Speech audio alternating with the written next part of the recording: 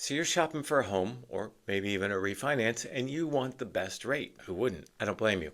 And so there's two types of rates there. One is what you're quoted initially, and that is whatever the rate is as you're looking for a home. But we can't lock the rate until you're under contract on a property because we lock on the property, not the buyer, right? And rates change. Rates are determined by the bond market. Won't go too in depth on that. Just know that bonds move every day, just like stocks move every day, and that moves mortgage rates every day. And so what you're quoted on a Monday by Friday may not be the same. Now, the other type of rate is when we lock the rate. You're under contract on a home, we go ahead and lock your interest rate, you're locked through closing and beyond for 30 years. Your rate will never change if it's a 30-year fixed rate, or 15 if it's a 15-year fixed rate. So now I'm going to pull back the curtains and show you I've got all rates. This is a snapshot in time, but it was rates on one particular day. And you can see the first column are rates. They go from 4.75 all the way up to 7 and 7/8, 7.875. And then the third column is what's it cost, right? What's it cost or what's it pay you?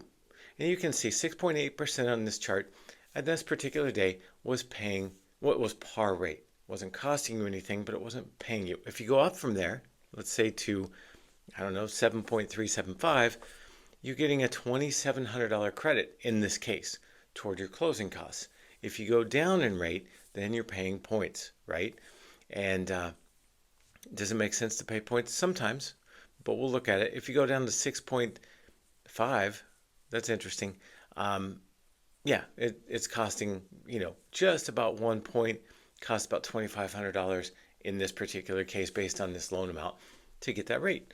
And so you can get as low as, in theory at least, 4.75 and as high as almost 8% on the same day with the same rate sheet. Just depends on, do you want a credit, do you want to pay extra, or do you want the going rate without paying anything? And that's called the par rate.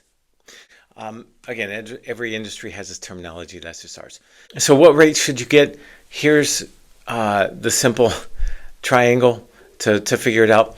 You got to balance your payment. What's more important to you, right? Your payment, your rate, or cash to close. If your rate's the more important and you don't mind more cash to close, buy the rate down. It makes sense. You pay points and etc. So we try and balance all three, but I go one step further and always present all the different options side by side, so it's really easy to see, really easy to look at a glance, and you can make your own decision.